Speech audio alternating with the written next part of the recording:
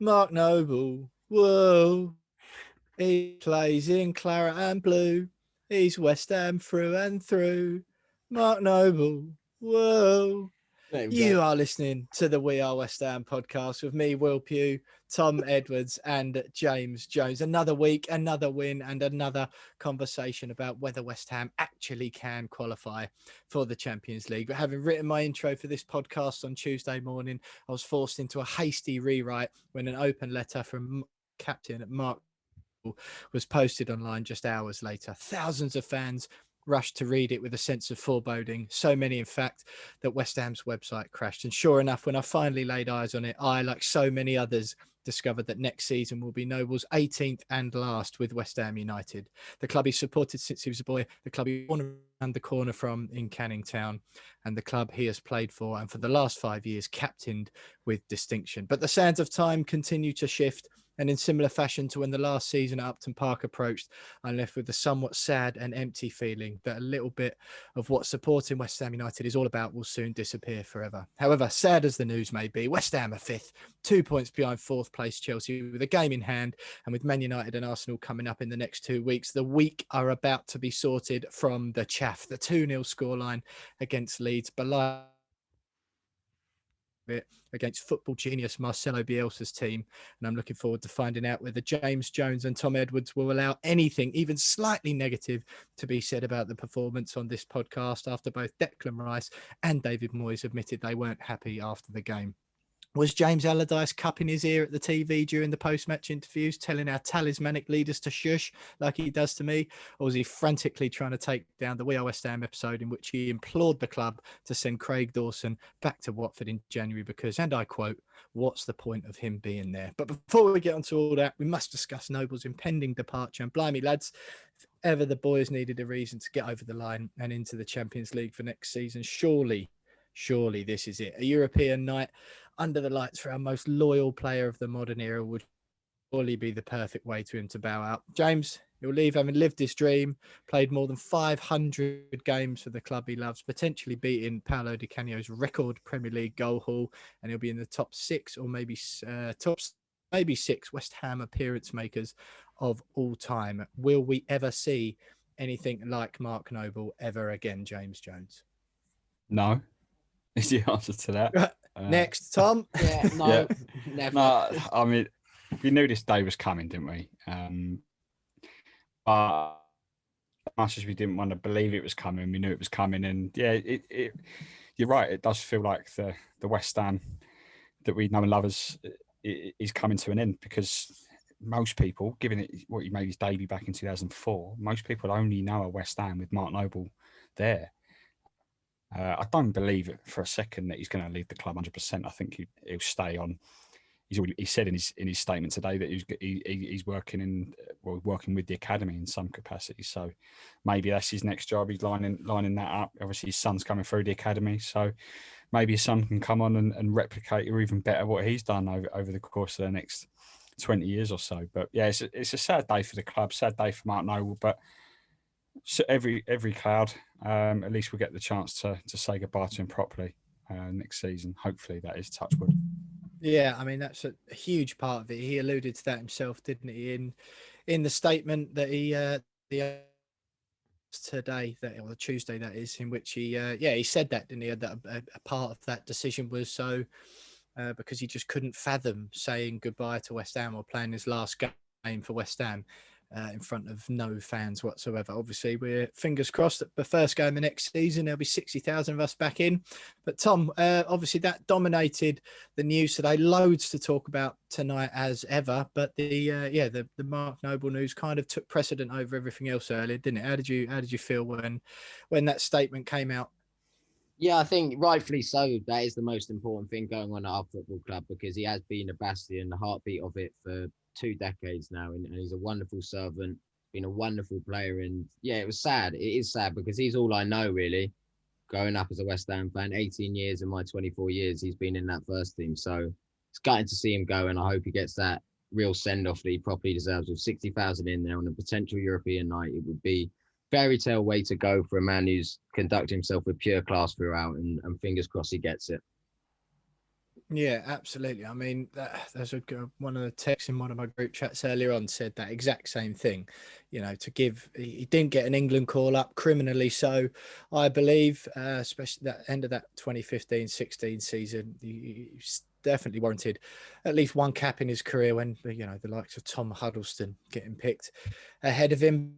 For him not to miss out and to say at the end of his career that he did play in the even the Europa League proper. I know the Champions League might be a stretch too far this season, but even the Europa League proper would be absolutely fantastic way for Noble to bow out. It was a little bit sad, lads, to be honest. You know, it's life, isn't it? All good things must come to an end, as we all know. But yeah, I'm thrilled that he's staying another year. But look, we'll have some Mark Noble reaction in a minute. We'll hear from James and Tom about what they got to say. Some of Noble's best moments. You know, James has alluded there what he might like to see, what role he might like to see Noble taken up at the club later on. Should he get a statue? You know, some of his lower moments. We'll cover all that shortly. We'll do a little bit of housekeeping first before we kick off the show properly with that reaction to the Mark Noble news. Follow us on Twitter if you don't already at @WeAre_West Ham. We've got lots of good stuff going up on there, video clips, polls you can get involved with, all sorts of good stuff. That's at @WeAre_West Ham on Twitter. Subscribe to the YouTube channel. You can watch back every single episode in full if that's your thing, or just little clips, the interviews, exclusive interviews. We had Tony Cottee is the latest one. We've had interviews with Hammers United, Craig Forrest, all sorts of ex-players, John Moncur in recent weeks as well. So you can get all of those on YouTube if you fancy it. The link to our channel is in the podcast description below. So just scroll up on your podcast. You'll find the link to the YouTube. Go and subscribe over there as well. We have got Instagram as well if you fancy it. But we'll be honest, we do neglect that a little bit. But the Twitter and YouTube is where it's at. So get on over if you fancy it. We've got loads coming up on the show tonight, lads. We'll have reaction to that Leeds win, another 3 points in the bag as we march on towards that European dream. Not long to go in the season now, just 2 points behind Chelsea with a game in hand over them, who are in force. We'll have some reaction to Leeds, and we will, on James Jones's request, the return of the Tom Edwards Jekyll and Hyde tweets section will be back. Delighted to say that in part 3 for the Betway charity bets, we are joined by Dylan Tombides' mum, Tracy. It would have been Dylan's 27th birthday earlier this week, and as of course James Jones is raising money via his Betway charity bets for the DT38 Dylan Tombides Foundation this season. Delighted to have Tracy on to have a chat about all that sort of stuff about Dylan. I say it would have been his birthday earlier this week, so a nice way that we wanted to mark that on the podcast by getting Tracy on. Matt Beadle, sports journalist and Manchester United fan, will join us in part 4 for the opposition view. Tom Edwards is quizmaster for Name That Game. He's top of the lead at the moment, so it gives me and James a chance to claw some points back. We'll wrap up with We Are West Ham podcast favourite Isabel Barker to go through the West Ham women section. The girls lost 2-0 at home to Chelsea on Sunday. Not such a terrible result, but really the worst thing to happen at the weekend was Bristol City beating Reading 3-2, which means that West Ham are now in the single relegation spot in the WSL, bottom of the league after that win for Bristol, and West Ham's lost to Chelsea. So we'll get into that properly with Isabel, and I'm sure she'll want to talk about Fulham getting a win as well. Then we'll wrap it up after all that. We'll say goodbye. We'll briefly update on the Fantasy Premier League, and we'll see which one of us is still Mark Noble's last season at West Ham being next year. So, James, you first. I think Mark Noble, you've given me your initial feelings when the news was announced earlier today. What sort of stands out of those things you mentioned? Best moments. What would you like to see him do in the future? You tell me. You go first. Tell me what you want to cover. Talk to me. I mean, as I already said, it's totally sad that this day's come. He's lived the dream of every West Ham fan, hasn't he? Local boy, grown up, played for the club that you grow up supporting and watching as a kid, and you end up going captaining the team over 500. Well, by the time he leaves, probably over 550 appearances for the club. 400 by then, 400 Premier League appearances. Probably by the over 50 goals. Like all the dreams that everyone dreams of, he's lived. He's done it. And I'm in complete awe of the bloke. To be honest, I absolutely love him. Still one of the biggest injustices in English football that he's never been capped at senior level for England. But you look back at some of his career highlights, and there are so many. We could dedicate, a full episode to Mark Noble in his West Ham career. Captaining West Ham on the final game at Upton Park. Well, obviously he mentioned it in his statement that that sort of memory will is history for him and his family, and being there for the playoff final at Wembley against Blackpool and playing an important role in that. So, I mean, they're just two things. He's been around for so long, 18 years. A hero, a true West Ham hero.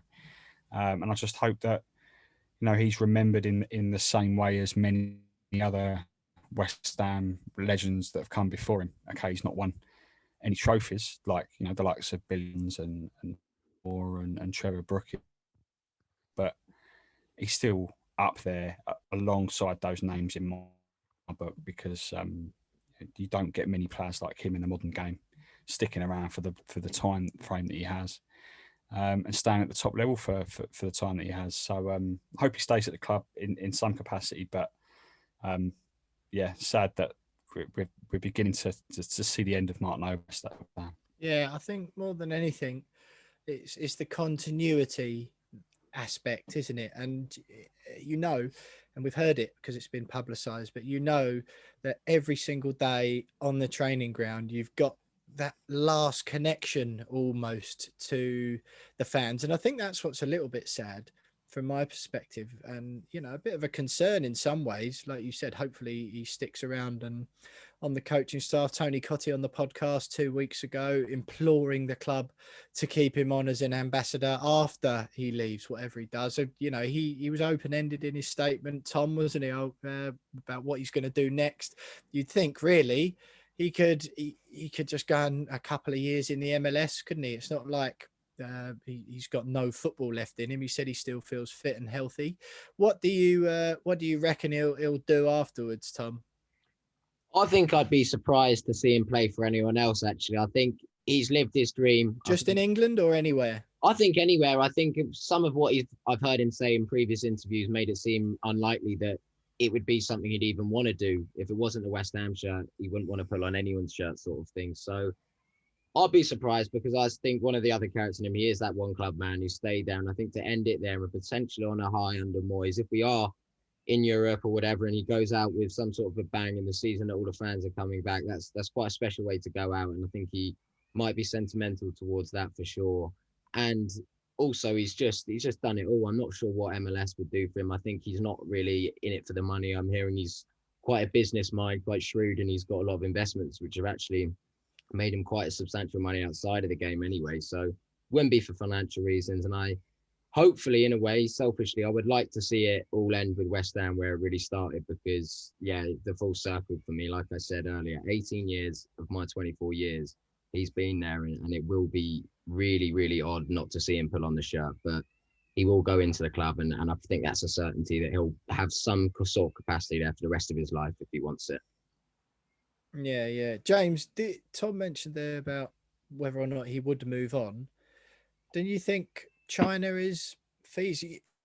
I mean, a footballer's career is so short, isn't it? And if he's got, I don't know, 150 grand a week, maybe 200 grand a week on the table for China for another year, he might be extremely, these other business ventures and stuff, I don't know whether they're returning that sort of money.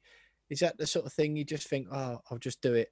He is a homely lad. He lives in Shenfield, I think it is, or just nearby to Shenfield, and a nice, very, very nice house indeed. Thank you very much. But I don't know. You sort of think, do you just take it while you can? Is that's the mindset of footballers, isn't it? Understandably as well. Not that it's greedy or anything like that, but if you're with a talent, and you've got that there. Do you go and make the most of it while you can? Because realistically, the next 40 odd years or whatever of his life, your income streams are going to be far lower, certainly, whether you do media or coaching than they have been thus far. No, I mean, I'm pretty sure players going over to China for a payday is a bit of a dead duck these days. I think they brought in some wage caps or certain restrictions in terms of how many foreign players they can have in each squad or something, which I think the tax over there now has gone up because I think they were getting a little bit annoyed that the likes of Oscar is going over there for his Arnie going over there for 300-400 grand a week for a 6-month payday and then coming back, and they were being exploited over there. So I just don't see Mark Noble as the type of player to even consider something like that. MLS potentially, but then why would he? As we've already said, he's a family man. Is he going to want to, either leave his family for 6 months to a year, particularly in this day and age, or fly them over there for a year and uproot his family just for the sake of a few extra quid that essentially he doesn't really need. Well, yeah, it depends on your scale of reference, doesn't it? But yeah. Well, yeah, but like Tom said as well, like he's a businessman, as he's got himself sorted, financially off the pitch in terms of his investments and business propositions, and he'll wanna stay in England, I'm sure, and I'm sure he'd be doing everything he can to stay at West Ham in some capacity. He's already alluded to the fact he'd like to do a bit of coaching. West Ham's the club for him, and we've already got a lot of ex-players currently at the club coaching the academy. Carlton Cole, Jack Collison, they're all there. It's some Miami. Group. Yeah, I would. Some group of ex West Ham legends coaching the academy. I mean, some of those young kids are living the dream, aren't they?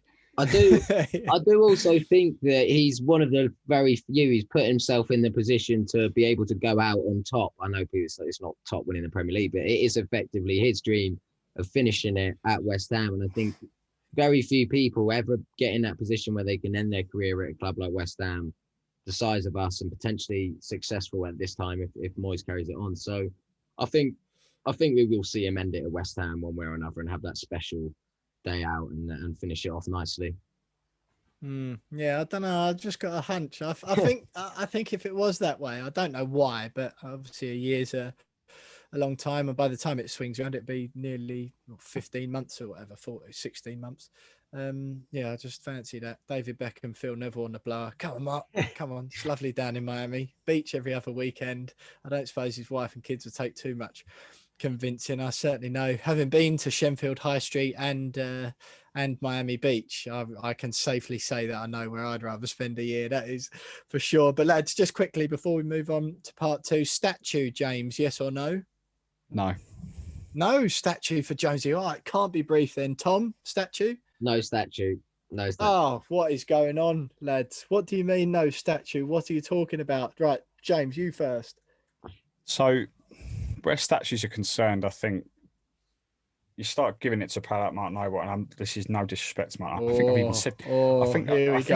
I think I even said this when we had the radio show at Love Sport, and I had a few people tweet me, sort of going, "What are you on about?" But well, feel free to tweet James again if you don't agree with him. By James Jones. If we're gonna give Mark Noble a statue, players like Mark Noble, you said, I think, yeah.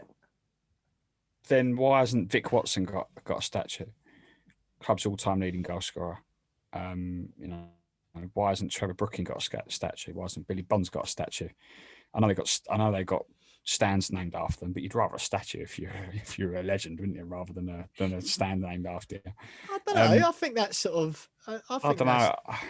What I'd rather them stands, I think, are better. But yeah, go on. I'd rather them rename the Billy Bonds stand to the Mark Noble stand and give Billy Bonds. Oh, you don't like Billy Bonds? Oh God! Look at these revelations. I'd rather Billy Bonds have a statue than Mark Noble. I love Mark Noble to pieces, but I don't see. No, I don't think he should have a statue. Oh, blimey! There are other ways. There are other ways to honour Mark Noble's legacy at West Ham, and I just don't see a statue being one of them. I wouldn't like be pissed off if they went and did it. Like actually gone as a statue. You're out there like the but I Bristolians, ripping it down and throwing it in the river. Yeah. Do you know what would be a good way of going about it is retiring the number 16 shirt. Yeah, that's not bad. It's a rubbish number anyway, isn't it? No one's going to be that upset about that. Incoming players. Just retire it. Everyone, 16 is synonymous with Mark Noble, isn't it? So retiring that number 16 and happy days. Well, Tom Edwards, I mean, main takeaway from that, I assume any fans who like to tweet me grief after podcast episodes, I'm assuming after James has revealed that he doesn't like Billy Bonds or Mark Noble will be. Just put words in my mouth. It's fine. Just put words in my mouth. Yeah, no, it's great. I just don't want me to get the abuse this week. Tom, no statue for you either. What are you saying? Yeah, like Jonesy said, I think there's other people in the history who potentially have more of a claim to it. We've not won anything during this period. It's not exactly been a particularly golden period for the club. It's probably been one of the darkest spells that we have had going through the stadium move and everything. And I know his loyalty and what he's given the club deserves to be remembered, because it is the last time anyone will ever see this in top flight football. It really is. So he needs to be remembered, like Jonesy said, possibly with retiring your number, maybe one of the other stands or whatever it is, but something which lasts eternity. But a statue needs to be reserved for when Declan Rice lifts the Champions League in 2025. Exactly. Completely agree. Well, there you go. Yeah, I don't know. I'm a little bit surprised at that. I kind of understand. I would suggest that a stand named after you is as good, if not better, than a statue. But like, I don't know what next season is going to look like, how much he's going to play really, but I'm certainly delighted that he's got another year. If for no other reason, then he keeps the continuity at the club going. As Tony Cottee mentioned a couple of weeks ago, it's more chance, I think, of keeping Declan Rice after that news, which is positive as well, particularly if we're playing in Europe. So all very nice now. Massive respect for Mark for what he's done for the club so far and what he will no doubt continue to do next season. But lads, we might weave in some more of that Mark Noble chat later on, but for now we've got to move on because we've got to look back at that Leeds game, listening to people wax lyrical about how good Marcelo Bielsa is. Well, some sort of genius if he loses 2-0 away to West Ham and lets West Ham beat him twice in one season. Leeds reaction next.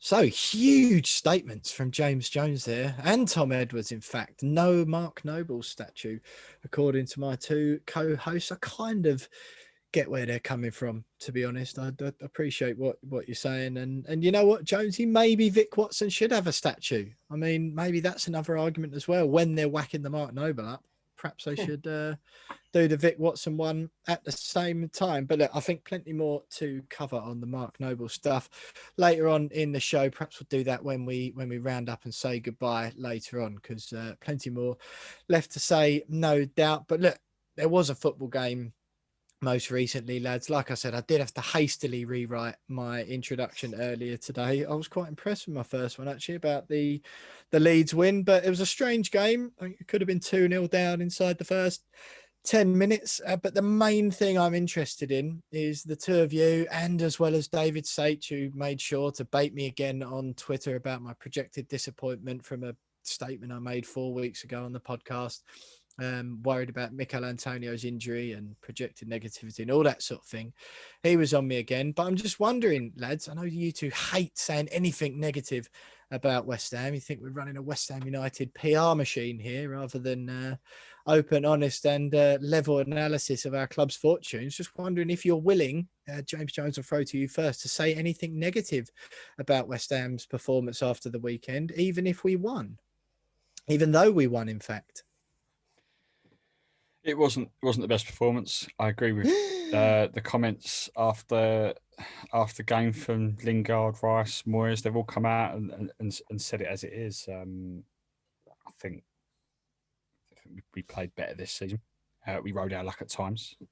You can't deny that. The VAR decision was questionable at best. We would be absolutely livid if that went against us. So you got to ride your luck sometimes, but I suppose I haven't had a cliche yet, so it's a sign of a good team, isn't it? Winning when you're playing badly. The new and So improved mentality, surely. Yeah, exactly. And again, it sums up West Ham this season. Again, we haven't lost 2 in a row. We bounced back with every defeat that we've had, and I tweeted earlier actually as well that one of the pleasing things about this season. See, I've gone positive again. Is that given the way this season's gone, no fans, been more away wins throughout the season than there is normally. We've got the second best home record in the league behind only Man City. How the hell has that happened? Stratford's become a fortress. It has got a moat around it, isn't it? Yeah, it's true. But it's great to see that, we've not allowed the pandemic and, the effects of the pandemic and football to really affect us. They've just gone out there every week, and David Moyes is getting the best out of the players. The mentality is second to none. The fact that we've won a game of football 2-0 at home, and everyone's come out and gone disappointed with the performance, says a lot about how far we've come. Cliche number 2. So yeah, it's great to see. Negative performance, positive result. I mean, what more do you want me to say? Sign the champions, isn't it? Sign the champions. Yeah. Tom, I will throw to you in a minute, Tom. So, James, well, just to sum up there, you said Declan Rice and Jesse Lingard, David Moyes come out after the game and, I quote, said it how it is. Why then do you have such a problem whenever I say it how it is after a victory? Because every time you've said it, I've disagreed with you. Yeah. What, just I don't say it with a Scottish accent or a impish grin like Declan Rice does? Exactly. Yeah, maybe you should try that next time and I might agree with you. Well, I mean, as we found out last week, and I've been having a few sleepless nights about it, actually, my Scouse accent when I was trying to do Aaron Cresswell was absolutely appalling. But I backed myself to do a bit of a better David Moyes. But Tom, look, I feel it's a little bit unnecessary to actually ask you for your opinions on the game on the podcast, because anyone who follows you on Twitter will have been left in no doubt whatsoever. Jonesy, just ahead of the Tom Edwards Jekyll and Hyde section that's coming up, if I could ask you to prepare some of those tweets so we could rattle off a few of them with Tom shortly. But Tom, in the meantime, in case you didn't quite get everything off of your chest on Twitter after that game against Leeds, what were your thoughts on that 2-0 victory? Yeah, let's second what you both said. We weren't particularly good considering how good we were against City. We weren't brilliant. That should have been a goal. It's a disgrace it wasn't a goal. We deserved to be 1-0 down. Should have. Realistically, I was a bit. Which one? The knee offside? Yeah, I think that's just like, it didn't even look in the stills. We've got the luck, and we've got the luck this season, and that's what big teams and good teams need. To stay up there, and we've got that this season, which we haven't for years upon years. So it's all coming our way. So, but the main thing was we keep winning. We keep grinding out results when we're not playing our best. The 9-day break, when everyone else has played 3 games, we've gone from 4th to 7th, seen everyone else around us. We've come out and we've got the job done again, and we've put the pressure back on the teams around us. And I think having that ability, like Jonesy said, to bounce back from losing streaks, sorry, not even losing streaks, losing a game and winning every game after we've lost a game this season, I think means that we've stayed around there, and we keep picking up those points, and we keep putting pressure back on the sides around us. And I think it's getting very exciting. And I think there's one man who needs a lot of credit, which I'm sure you understand who it is when you hear about my tweets. But I think David Moyes is just doing such a good job with this team, mentality-wise, tactically-wise, even the way he got Ben Rama back in the side and changed such a good performance against City. So only positives really from me, because how can you doubt that team now, and when they're playing like we are in terms of picking up results? Yeah, definitely. James, what do you reckon? We carry on this conversation, or straight into, off the back of Tom's comments there, straight into the Jekyll and Hyde section? Straight in.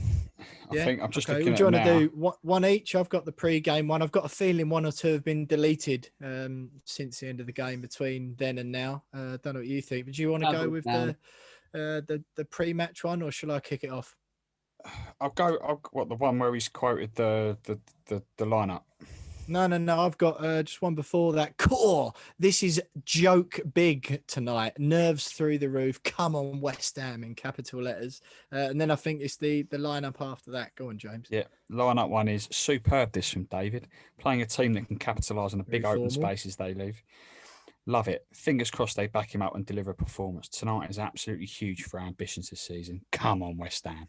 Yeah. So do you think that was, I'd imagine, a little bit linked to the fact that Tom's absolute heartthrob crush, Saeed Benrahma, was starting the game. So next up we have, so this is after the game then, Jonesy, nothing during or nothing that I saw anyway, just capital letters, get in. The pride I have in this team is verging on a joke. Every single one of them loves the club. David Moyes is a special manager. In the COVID era, he's reconnected the fans. Wow. He's created a team full of cojones. I'm so happy. It's mad. We are lucky to have DM.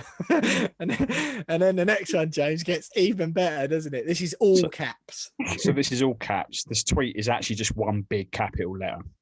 It's David Moyes. I've never, ever, ever, ever been happier to have been proved wrong. You are a serious bloke. It was turned the most toxic club in the country around in 18 months. You, my friend, are a special man. David Moyes, no doubt, will be thrilled to learn that he's made a new friend in Tom, and it is a special man and a serious bloke.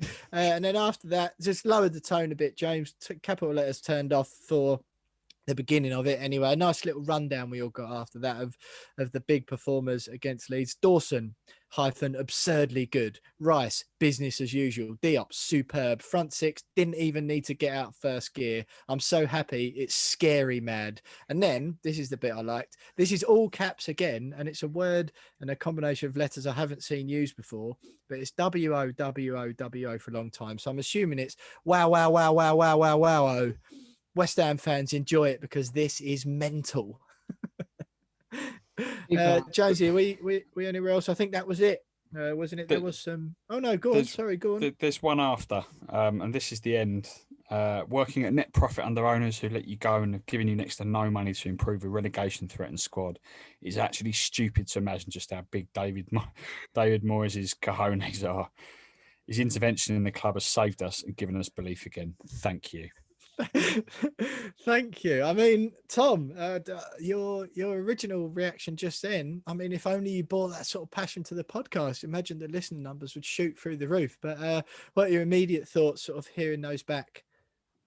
Beauty is when you're typing and you've had a drink, you're not slurring. You have a little bit of time. There's a few spelling mistakes in there anyway, but don't think it would come across quite the same. But yeah, listen, it came out. I'd had a few. It was my mate's birthday. Saw him for a nice 2-meter drink in a park, and I just was having a good day. And then West Ham going back that up, and I really did hit me that it's just getting pretty mad now. What is it, 11 games, and we're dead in a hunt for Champions League.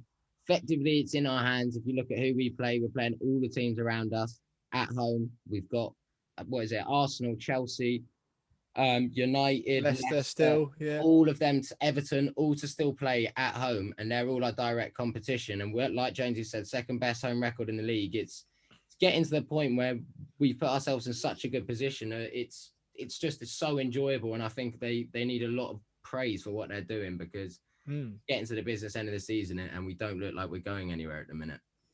Absolutely. Well, thank God you are here to give them that praise, Tom. I mean, I'm sure a few of the first team squad, particularly David Moyes. I mean, you mentioned how the size of his cojones. I mean, his head will be going through the roof, won't it? If he's seen any of your Twitter. So if any of you like the sound of that at home, it's at Tom_Edwards with the O of Tom 0 instead. But his Twitter bio is in the at @WeAre_West Ham bio if you want to go and check that out and just get some more. So James, I can't really decide whether I'm sort of trying to picture Tom in my head as he's writing these out on his phone. I'm not sure whether he's like sitting in a corner, sobbing his heart out, or he's like running around like a hyperactive little kid, annoying all his family as he's typing. What do you? Yeah. I think it's the former. I think he's literally. I mean, I'm sure Tom will tell us, but I think he's just literally sitting there, maybe like on his bed, beside with a lamp himself. on. Yeah, With a lamp on. And it's like it's raining outside. It's not raining anywhere else. It's only raining outside where he is. Mood lighting. And the rain's crashing down. There might be a sort of flicker of lightning. Bit of thunder and lightning, yeah. And he's letting his heart out. He's letting it all out onto this phone. Yeah. It's like sobbing. Like, With a picture and then of as Mark soon as it's Noble. done, picture of Mark Noble on the wall and David Moyes side by side. And when it's done, the phone goes off. It goes in a drawer, and a deep breath, and then he leaves the room. And then he jumps onto this podcast, and we'll roll rip credits. him for it. Yeah, Roll credits. yeah. Just pure regret. Just pure regret is the only thing I can say. Really, you post them, and I'm like, that. Yeah, go. No, Tom, are you able to sort of enlighten us about which ones are the deleted ones? I wish I could remember them, but I think they got even weirder. My love for David Moyes. So I think I just woke up this morning and I just thought I've absolutely got to can this. To be honest with you, so. I don't. The memory deletes it. That's the beauty of it, and the beauty of my Twitter is I post so much in a week. I never have to see these ones again. So thank God for that. Absolutely, mate. Absolutely. Well, look, wonderful. While we're on the topic of phones, Kieran Ben from the Sun, Leeds fan who we had on for last week's opposition view, he's bigging up his team's chances, and I was texting him during the game. I gave him a little bit of grief, obviously, but we had a bit of a serious debrief afterwards. And, he said, look, mates, do you see what I mean about Bielsa's system? It's a system that works really well. And understandably, if Patrick Bamford had his shooting boots on tonight, we could easily, or, the millimetre offside early doors, we could easily have conceded 3 or 4 goals in that game. He said, do you see what I mean? That the system works really well.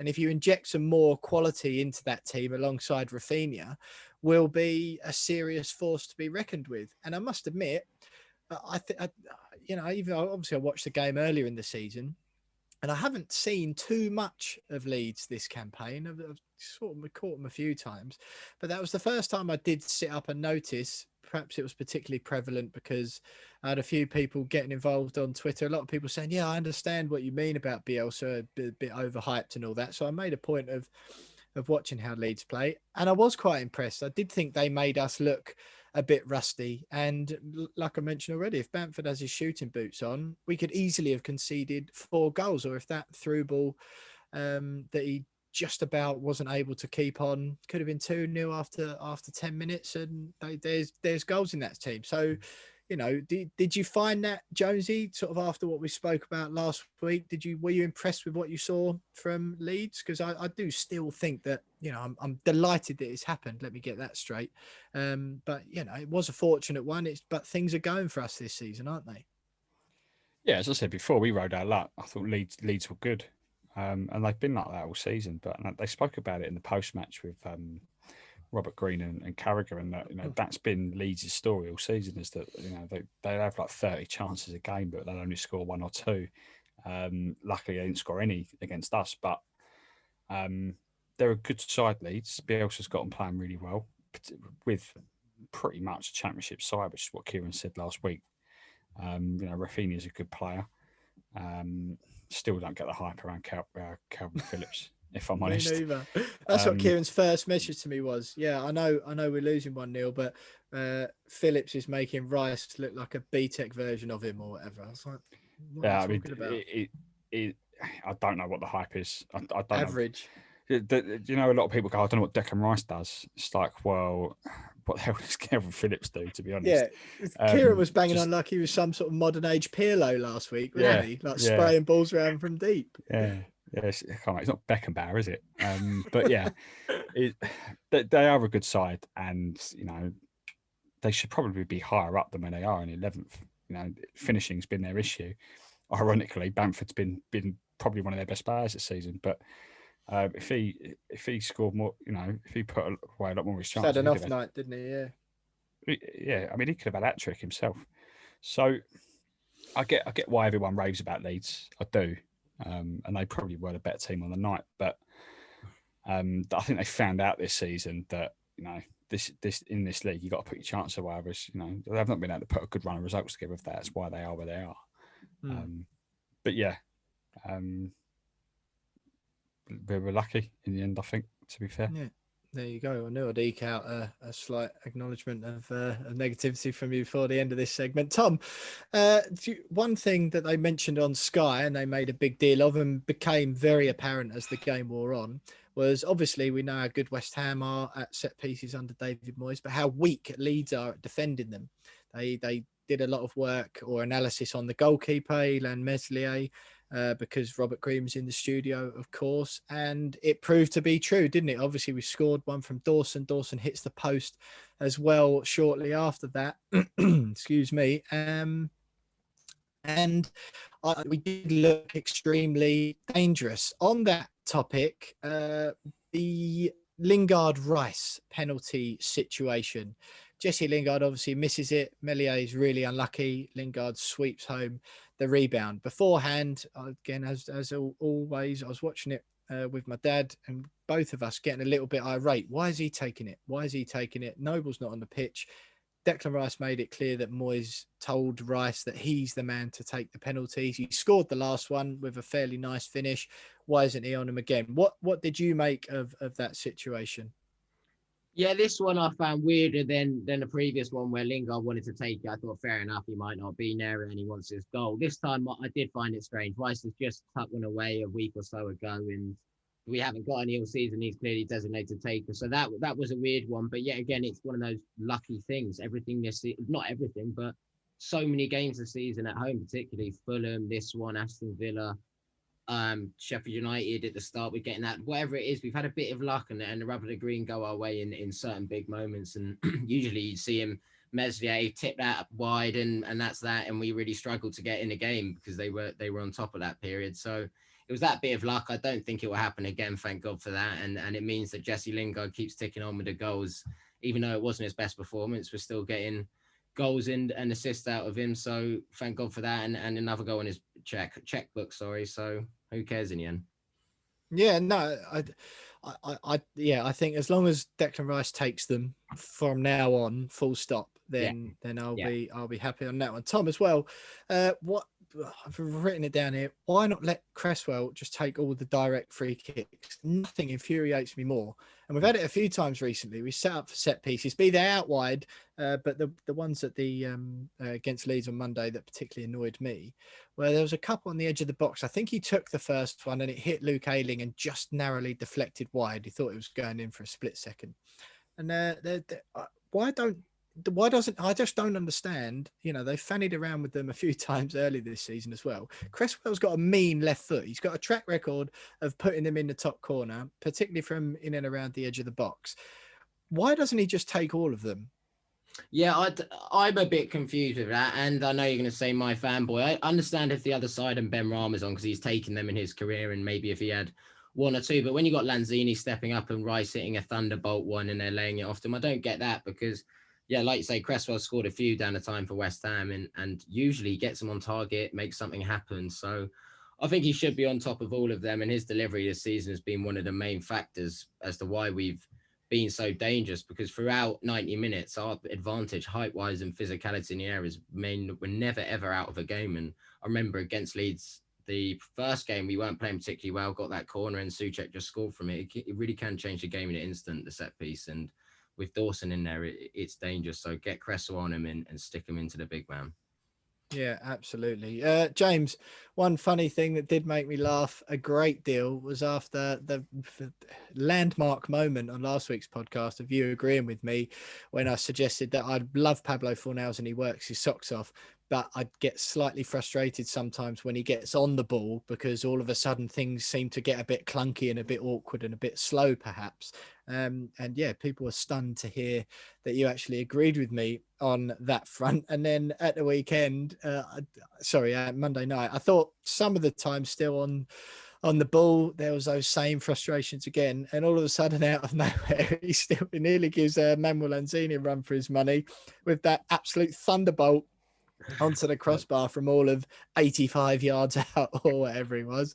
What did you make of that and his performance on the whole after what we spoke about last week? I think it was a good performance from him. Our attacking players weren't at the races. You know, they weren't as good as they have been. But I thought, when he did get on the ball, he was all right. I think he was one of probably our better players on the night. One thing that does let him down all season, we didn't really mention it last week. We may have forgotten, but his shooting lets him down. That's the one thing that massively lets him down is Fornals and shooting. But then he pulls that one out the bag and almost scores an absolute worldie. Maybe you should just do that more often. Is that just have a pop from 50 yards, mate? Just tee him up. Just just have a go, mate. Yeah, don't worry about thinking about it. That's how Carlton Cole scored most of the goals. Put him 1-on-1, he couldn't finish. But swivel and volley from the edge of the area, and it top bins every time. So yeah, I thought he was good. I think he gives us something a lot that we spoke about last week, didn't we? But he gives us something a bit different to anyone else, and that's why I'm always likes him. And I think he did give us that in stages against Leeds on Monday night. Yeah, friend of the show as well, Jack Rosser from the Evening Standard did an excellent interview with Pablo in the week. So if you haven't read that already, some great stuff about some Cockney words he's picked up since he's been in East London. He got told off for using a Cockney swear word on a international TV interview last week, I think it was. So do head over to the Evening Standard, have a look at that interview with Jack, because it was good stuff. Right, lads, last couple quickly before we move on to the Betway charity bets with special guest this week, Tracy Tombides, Dylan Tombides' mum, James, of course, playing for the DT38 Foundation, and it was Dylan's, or would have been Dylan's 27th birthday on Monday. So great to have Tracy join us.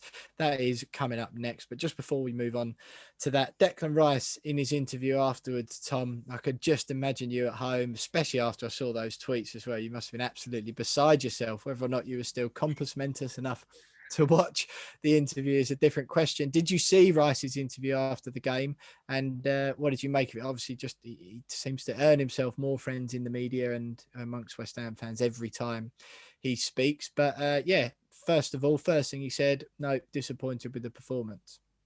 Yeah, I did manage to see it just about, was in bed after that. But no, I was I loved it. Yeah. I thought we weren't good. And I think the fact that the players are now coming out and admitting that, it's showing how high the standards are. I remember watching some drab performances in the past from West Ham teams, and you hear people come out, whether it be Kirbishley, Allardyce, you name it, come out and say, oh, well, you're good today, got unlucky. And it's just like, just be honest, tell the truth. So to have a team and club coming out, it's nice to hear. That's refreshing, and it shows where we are as a team right now and what they really believe they're capable of. And for someone so young, 22, to speak the way he does, to clearly have such control over his players, his position, his ability, and being so confident in himself and those around him is pretty special to watch him develop like this in front of our very eyes. So long may it continue, and I think when he gets the armband, he'll be more than ready, and we'll see a lot more interviews like that one. Well, James, what did you think of Declan after the game, and then just give us your thoughts, because I thought it's good. He's obviously brilliant. He comes out and he's honest about David Moyes giving him a grilling over the Jesse Lingard penalty thing. There was a bit of me that thought, okay, I appreciate you don't want to be selfish, but you're the captain now. If you've been told you're on penalties, you're on penalties. I think he probably got away with that one a bit because he's light-hearted and it went in. But he is right, isn't he? That, if Lingard had have missed that, Declan Rice admitted it after the game, he'd been given a grilling, and Moyes is right to give him stick for that, wouldn't you say? Yeah, I agree, but he's still early on in his captaincy career and those responsibilities that he's got. He's still very, very young. He'll learn from that. Obviously, David Moyes would have been in his ear, and he's already said that he was in his ear after the game. And I think that the bulk of that post-match interview showed the leadership qualities that he's already got. He spoke so well and was brutally honest about the performance. But he's going to make mistakes. He's still learning from a leadership point of view, and you could even say that Martin Noble's still learning from a leadership point of view. You don't get it right straight away, and he'll learn from those little things. So, yeah, it turned out to be okay, all right on the night, as they say. But it could have gone the other way. But I'm sure he'll be the penalty taker moving forward. Well, David Moyes did say that he's not going to tell anyone. He's going to keep that close to his chest because he doesn't want opposition teams to know who's going to be a penalty taker moving forward. So maybe it was deliberate. That's so weird, though. Little 1%, peculiar. mate. Like 1%, mate. Yeah, but it's not, is it? It's not, is it? Everyone knows that Jorginho takes Chelsea's pens. Everyone knows that Bruno Fernandes takes United pens. Everyone knew before when Noble took ours. So that's such the weirdest take I've ever heard. But when you've got two potential penalty takers, I mean, Lingard's taken one and missed one. It's a spanner in the works. Like the keeper's like, right, who do I practice for? Do I practice for Declan Rice? Do I practice for Lingard? Do I practice for, I don't know? It could be Suchek. Cresswell, he should be on all dead ball situations. It's just a touch of Moyes magic. That's the reason the keeper palmed it back to Lingard, because of that. He didn't know he was doing it, so he's overcooked the jump, and he's ended up playing it back to old Lingard boy. That's it. Ridiculous stuff. Oh, look, I'm buoyed last week after sticking my neck on the line, going against you two yes men, and suggesting that, you know what, no, Bielsa isn't all as good as he's cracked up to be. I've got a little bit of support on Twitter, actually, a few people getting in touch saying, yeah, I totally agree with what you're saying about that, Will. So I'm happy to go against the grain and say that nope, Jesse Lingard should definitely be considered for no more penalties or dead ball situations for the rest of his West Ham career. And in fact, Declan Rice should be taking the penalties, if not Cresswell. But all that, I don't want people to know who our penalty taker is. Absolute codswallop. Lads, as always, we haven't done one of these for a few weeks, but we asked the We Are West Ham fans for their opinion on a big topic earlier on today. And, you know, there's been lots of talk recently about what would it be like to get into the Champions League. Obviously, it would be fantastic. But I was asked today for an interview elsewhere where I realistically think West Ham can finish. And I said, I think it's the Europa League, but I think we've been playing really well this season. That's undoubted. We've got some big teams coming up. We'll have a defeat or two in us, undoubtedly there. Other teams around us, specifically Chelsea and Tottenham, have hit good form.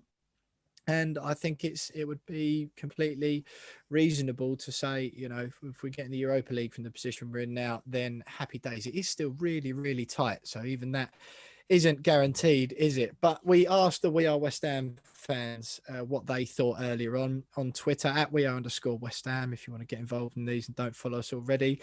West Ham fan opinion update. Where are the Hammers going to finish this season? Champions League, Europa League, 8th to 10th, or bottom half? I don't know if either of you have seen either of the results, but what do you two think before we let everyone know what the We Are West Ham listeners said? So negative, mate. He didn't put title winners in there. Can't believe it. Europa League for me, as much as obviously we'd all love Champions League, that's the dream, isn't it? But I think realistically, Europa League's the more likely. And I'm not turning my nose up at it at all. Even if Champions League still in with a shot, I think we need to be realistic. And Dave has made sure we all keep our feet on the ground a little bit this season, anyway. Europa League, Tom? Europa League as well. I think every single thing has to go right for us to finish in the Champions League, and it absolutely can, and we've got the team to do it if that does happen. But I just think there'll be too many factors, and there's too many good teams below us, so I think we'll probably just end up in the Europa League, and that'll be what a season that'll be anyway. Absolutely, mate. Yeah, absolutely. Well, look, the We Are West Ham listeners back all of us, to be honest. 9% think we'll finish in the Champions League. 76% say we'll finish in the Europa League. 14% say we'll finish 8th to 10th, and just 1% said we'll finish in the bottom half. But look, I mean, it would be a huge achievement either way. There is a very real possibility that we won't even get in the Europa League. I think I've certainly been guilty of just assuming that it's all going so well that we'll be absolutely fine. And I dare not mention the prospect of Mikel Antonio getting injured and us being left with no strikers, because as I said, David Sage will be all over me on Twitter. But that is a very real possibility, isn't it? He's had a good run of games recently, Antonio, but there's every chance he could be out for 2 or 3, and we could be looking a little bit of a less intimidating attacking force than we currently do. But lads, great stuff on the Leeds game reaction there. As I mentioned, Tracy Tombides, Dylan Tombides' his mum, joining us for the Betway charity bet section next.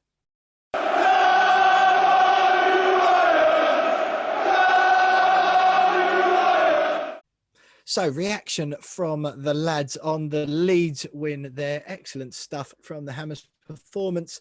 A little bit questionable, but 3 points in the bag. So happy days. It's the Betway charity bets now. And those of you who listen to the podcast week in, week out, thousands of you download it and listen to me and the guys will know that thanks to our partnership with Betway this season, they've been chipping in £50 each for one charity stake each for me, James and Tom for the season, for each West Ham game that comes up, and any winnings from any of those goes towards the 3 charities, West Ham linked charities, that me and the lads are playing for this season. James, as you'll know, has been playing for the DT38 Dylan Tombides Foundation. Dylan, a former youth player at West Ham who tragically died of testicular cancer. But I'm delighted to say it was Dylan's birthday yesterday. He would have turned 27. I'm delighted to say that joining us is Tracy Tombides, Dylan's mum. Tracy, it's an absolute delight to have you with us tonight. Thanks so much for joining us. We wanted to get you on just to mark what would have been Dylan's 27th birthday. Is it an occasion tinged, I guess, that such great work that the foundation's doing since Dylan's death, but still nonetheless an event tinged with sadness, I guess, for you? It is, and good evening to your listeners. It is a day that starts out with a lot of sadness. There's it's a day we reflect. It's a day we spend doing things that Dylan loved doing. And it's a day of reading all the wonderful messages of support that we get. You know, I like to think that if everyone's taking the time to comment on the posts that both West Ham and DT38 do, I like to take the time to read them, and it makes me feel good that he's had such an impact on people. So that pretty much makes up the day. No alcohol involved, of course, but that's if you believe me. Yeah, absolutely. Well, that's the thing that strikes me, Tracy. I mean, the impact, like you say, that Dylan had clearly on so many West Ham fans. It was I mean, I'm 29, so only a couple of years older than Dylan, and you hear stories like that, and you always think that those things will never happen to us. When you hear of older people getting illnesses, particularly cancer, the reality of the world is that everyone knows the stats about the amount of people that get cancers. You kind of not shrug, but you go, oh, yeah, well, the older you get, the more people are at risk. But me and the lads, James in particular, has done an excellent job this year of trying to raise awareness of not only the foundation, but encouraging guys to check themselves and all that sort of thing. Is there what other work? That's obviously an important message for the foundation, I guess. What other work are you guys trying to do over at DT38?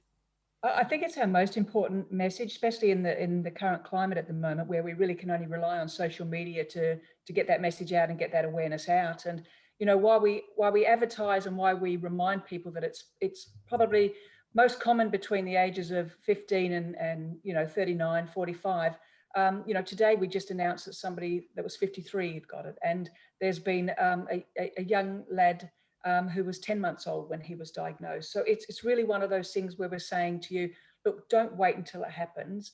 Get to know, what's normal down there, guys. I mean, you spend so much time with your hands down your pants anyhow, you might as well do the right thing and just check to see what's normal and know if everything's all right. So I think largely too, the message from there on, we try to instill is that, if you do go and see a doctor, insisting on an ultrasound is your best course of action. Unfortunately, Dylan didn't know that and didn't have that opportunity, and he was misdiagnosed. So it's really just about taking your health into your own hands so that you are informed about what you need to do if you do present with a testicular issue. Tracy, when we last spoke, we spoke on the phone back in, I think it was August, September time, and you were telling me that the work that DT38 had been doing had kind of been disrupted so much by the pandemic, the global pandemic. So what sort of events have you got lined up, sort of, to try and coincide with the end of restrictions and stuff like that? Because obviously the fundraising has almost been halted from an events point of view, but have you got a lot lined up from DT38's perspective? Yeah, we have three main events during the year, and we've been able to push them back this year, and we're hoping that that everything will open up so we are able to hold them. But we have a golf tournament scheduled in August. We have our annual poker event scheduled in October, and we have our white collar boxing event scheduled for November. So we're just hoping that we're, the first one being the one that's outdoors, hopefully the most likely to be able to go ahead because of the outdoor environment. So we're just hoping that we're going to be able to do all that. We were worried that we might not get to the sixth year because fundraising had been halted, but we had a couple of good Samaritans along the way, which we're very grateful for, and it just allows us to continue doing raising awareness, and hopefully now that the schools have opened back up, that we can get our education program back into the schools. Tracy, just sorry to interrupt you, Tom. Sorry, mate. Tracy, that golf competition. I mean, I play golf and poker, and I think probably a few people listening wouldn't mind me getting in a ring with James for a white collar boxing event. We can arrange all of that. But what's there? Tell us particularly the golf and the poker stuff. If people listening do want to get involved in those, because I certainly would like to. Our golf day is held out at Langdon Hills. In Basel, yeah. The pro out there is Terry Monker, obviously John's brother, George's uncle. So he always looks after the foundation, and I know that that there's a lot of his members that support our event as well. So the good thing is I think they're just all waiting in the wings to come and play as well. But we had it lined up for April in 2020. And so Trevor Brooking was headlining for us, and we had a number of other players that were going to step up, and we were going to auction the opportunity to play alongside with these guys. So I think the fact that the dinner afterwards was the thing that everybody was not comfortable with, sitting so close to everybody and it concerned. So, that being where the main fundraising aspect of the event comes into it. So, we're hoping that by that time we can be able to do both the event and the dinner afterwards. In October, Crown London in Mayfair hold our poker tournament annually. So it's a wonderful opportunity to see a private members club, exclusive club. And it's usually a very good night. We have a lot of special guests that come along. Last year's one was Matt Selt and Stephen Hendry, who's just obviously played off against each other in the snooker. We're very fortunate that, to just cater for, I think, a completely different demographic of people, although you've just said that you like doing all three things, there is that opportunity for people to get in the ring, for people to get on a golf course, and for people to try their hand at poker. Our last event, which is, I don't know, I got conned into the white collar boxing because I'm fine while they're just like slapping each other, but the moment that the gloves go, I can't watch. I'm a wuss.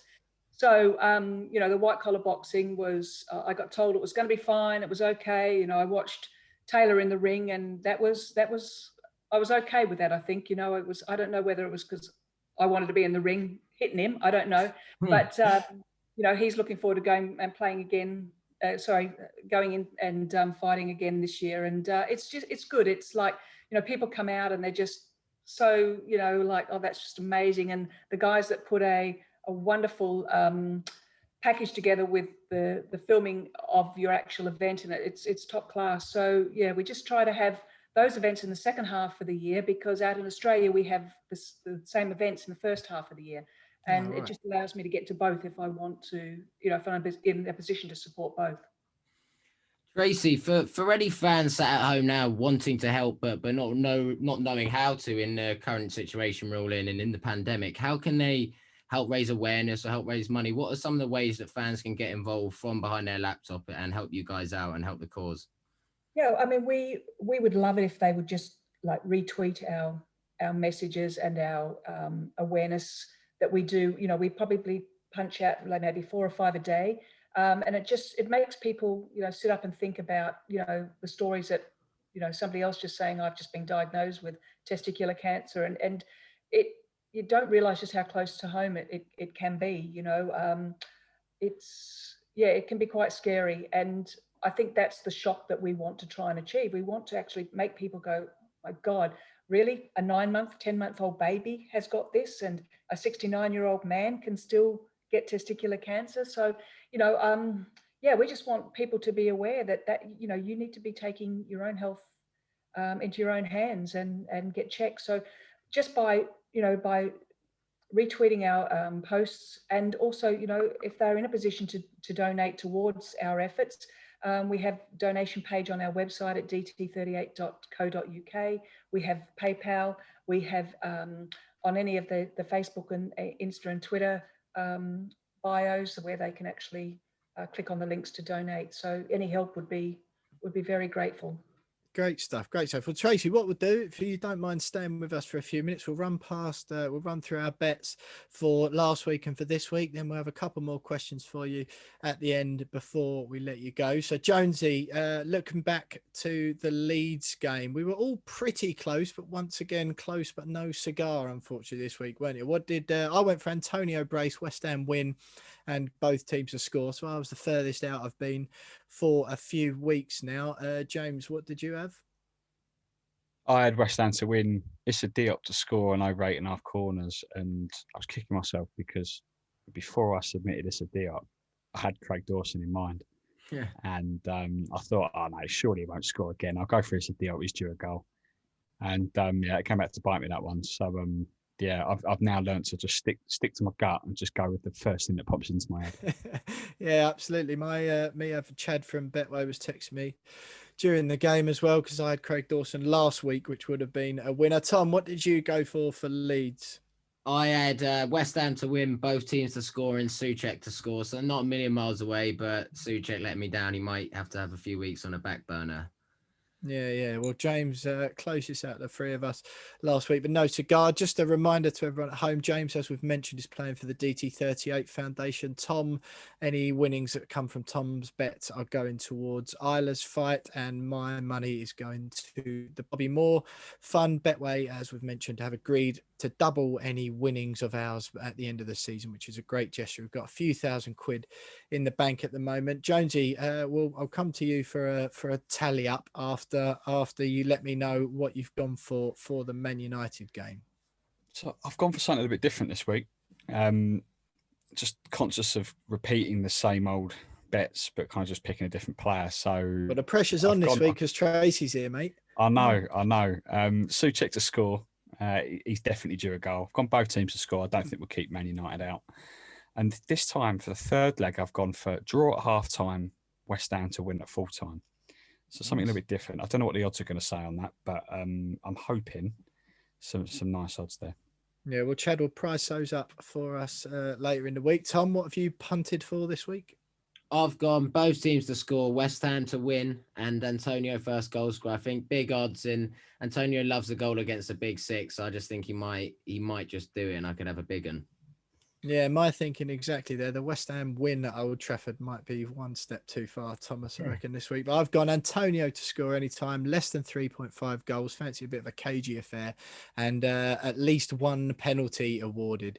It is Manchester United after all. West Ham can't stop getting penalties these days, so I fancy that. Chad will get in touch with the odds for those bets later on in the week. Jonesy will post them on our Twitter, and of course, just a reminder, you can, if you like the sound of any of the bets that me and the lads have gone for this week for Sunday's game at Old Trafford against Manchester United, you can back them yourselves if you'd like on the Betway app and website. Just go under the pre-built bet section, scroll down, and you'll find the We Are West Ham section. So Tracy, James has gone big there. You're a guest of honour this evening for the charity bet section. Do you like the sound of what James has gone for? Yeah, I think it's, he's doing better, isn't he, than he did at the beginning of the year. I probably would have gone for Antonio to hit the post, link up, no more penalties, and maybe a 2-1 win. So, yeah, we're not far away. There you go. Yeah, James. Nice. James luckily has picked up his form. Jonesy, what have we? Just to remind everyone, what have we raised so far this season? Thanks to Betway. So I've got £547.50 for DT38. Will, you've got 1,310 for the Bobby Moore Fund, and Tom has got 260 quid for Isla's fight. We've also got 1,100 quid split between all three charities, won by the Ribman for his guest bet a few weeks ago. So that's a total of £3,217.50.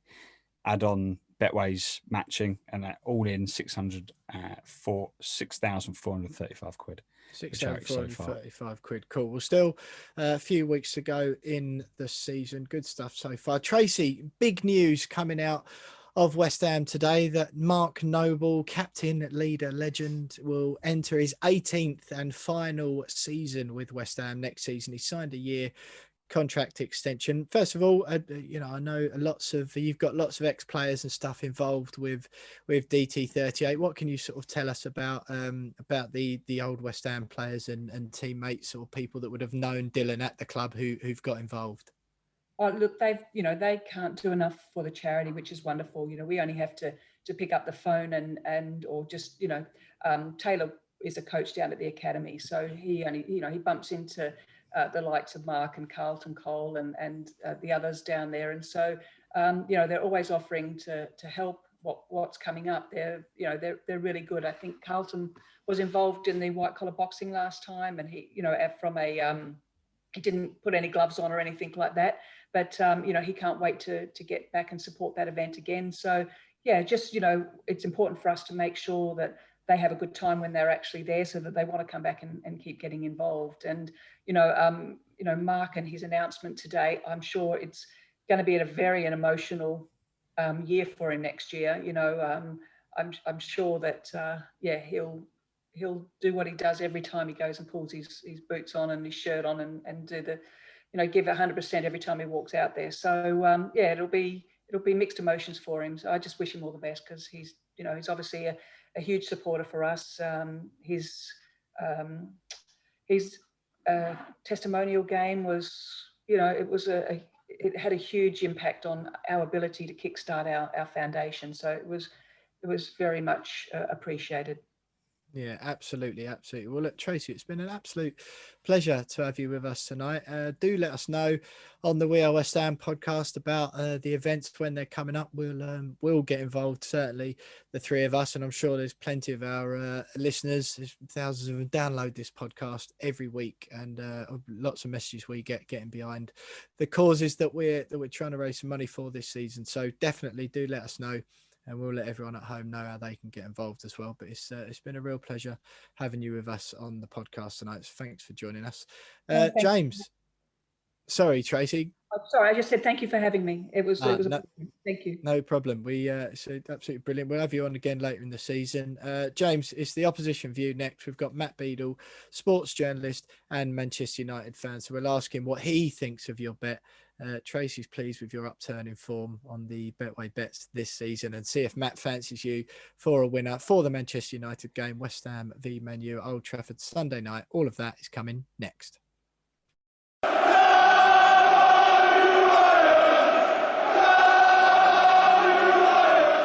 So Tracy Tombides, Dylan Tombides' mum, joining us there. Wonderful to have Tracy on the podcast, giving us a bit of insight into what the foundation is doing. Absolutely great work.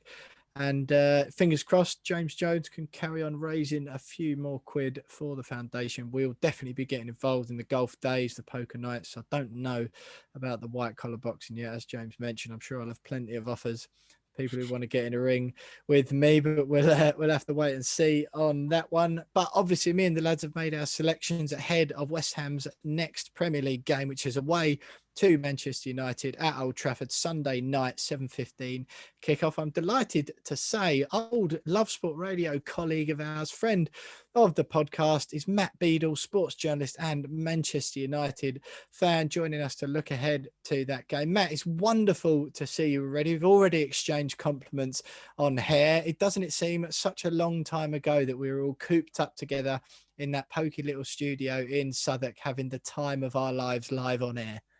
Sweating our absolute private parts off too.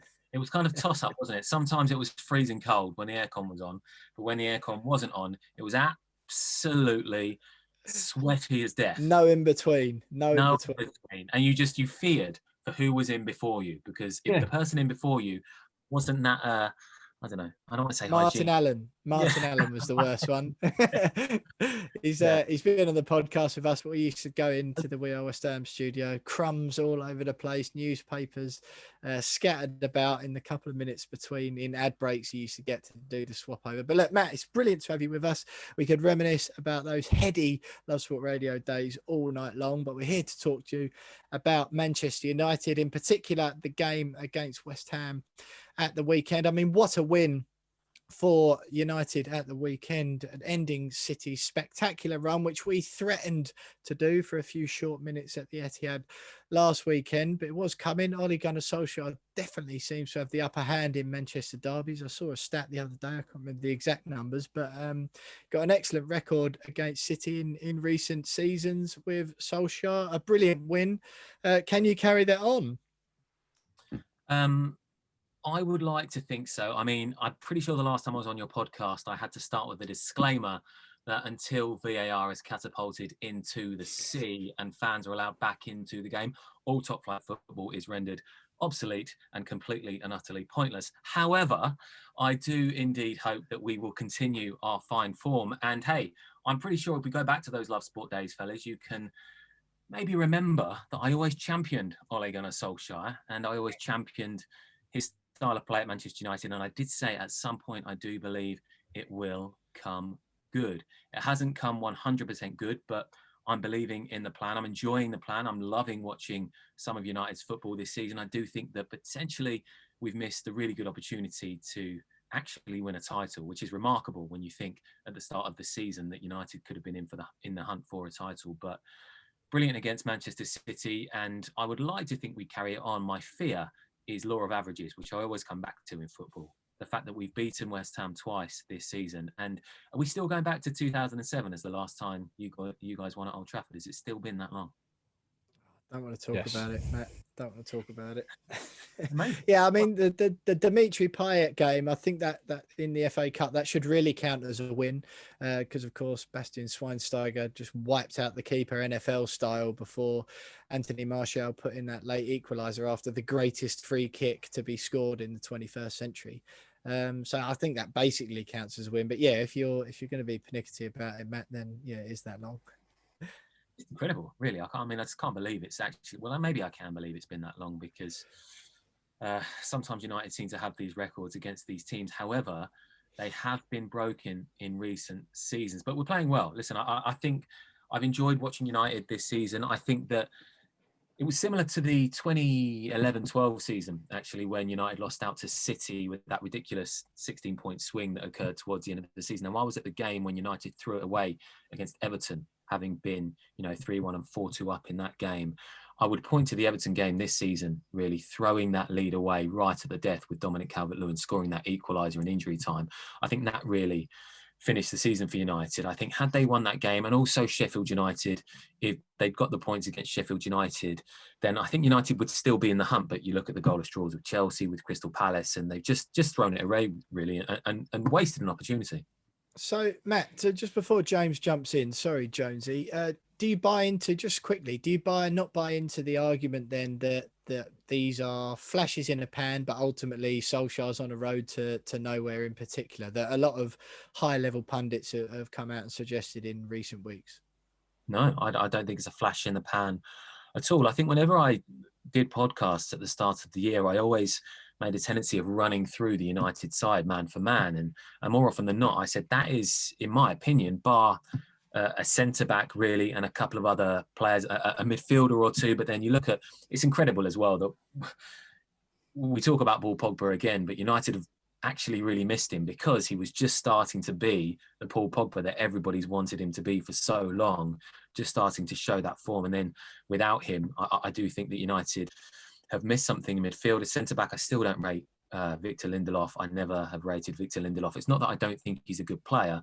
I don't think he's a top level centre-back. And I may have said this the last time we were on the podcast. I think if he focused on being a classic Ben Mee, blood and guts centre-half, I think he would be a very good player. But he thinks he can play. It's the problem with so many modern footballers now. He thinks he can play. He thinks he can float a diag 40 yards, and he can't. He just can't do it.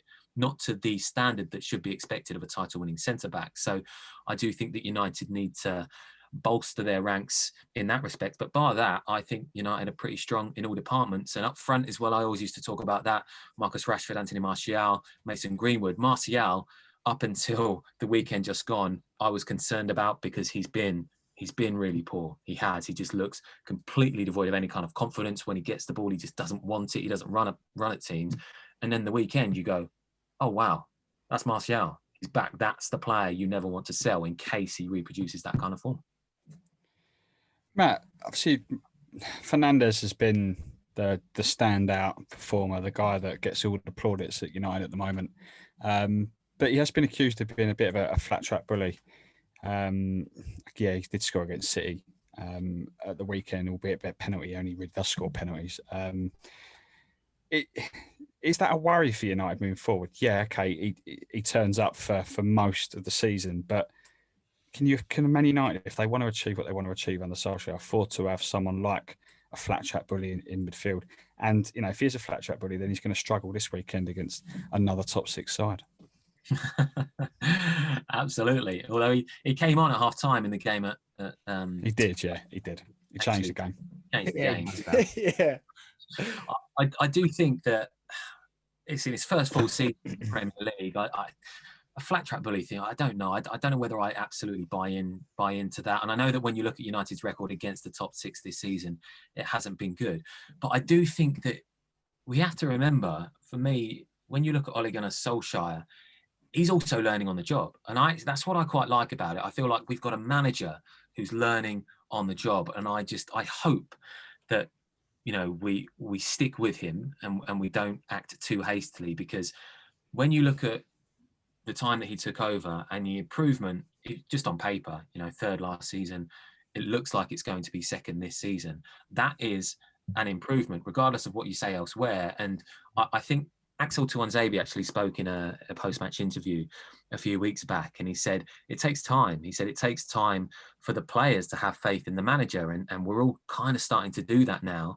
And you'll start to see this United team push on as a result of that. So I think not only has Ole Gunnar Solskjaer had to prove himself to the journalists and the media and fans alike, he's also had to prove himself to the players, I think, which is a strange scenario to be in. But I do think that he's starting to do that now. And I think that Bruno Fernandes will come good next season against top six teams if he needs to. And I also think when you look at the pivotal player for United, who will probably win Player of the Year this season, had it not had been for the emergence of Bruno Fernandes. And I think I said this, and I was laughed at, maybe not laughed at on this podcast, but certainly chuckled at on the Chelsea podcast that I was on at the start of the season, when I said Luke Shaw is integral to the way that Manchester United play football. And I think that's been shown this season. He wasn't included in the game that we lost against Sheffield United. He played Tejes. Stupid decision from Solskjaer. And that's an example of how he's learning on the job. I think sometimes he still feels like he needs to tinker.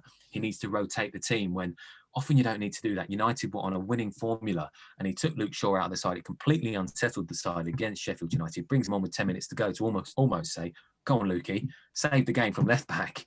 It's ridiculous that you can actually think that is the case with Luke Shaw now. But he is playing so well, and so much of what United do is down that left-hand side, more so really than the right. And I think he has really been the key player for United this season.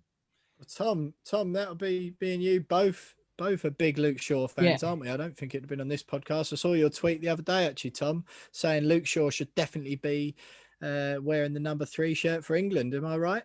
Yeah, absolutely. I think he's been superb. I think when he emerged from Southampton, you could see there was a real potential world-class player in there. And this year, like Matt has said, he has really turned games on their head on his own, and it's exciting to see, and it's exciting to see for the country. And fingers crossed he keeps that form going.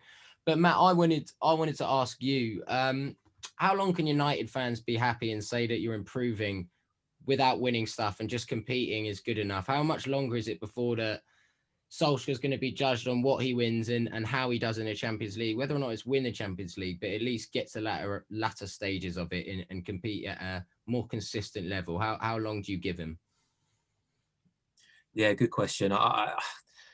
I think realistically, you would give him until the end of next season, really, to give him a proper run at the job, because that's what you need. You need a couple more transfer windows, whatever it may be. You need a bit more time. You need another pre-season with the players. And, you know, the season's not over yet. There might be an FA Cup. There might be a Europa League. Who knows?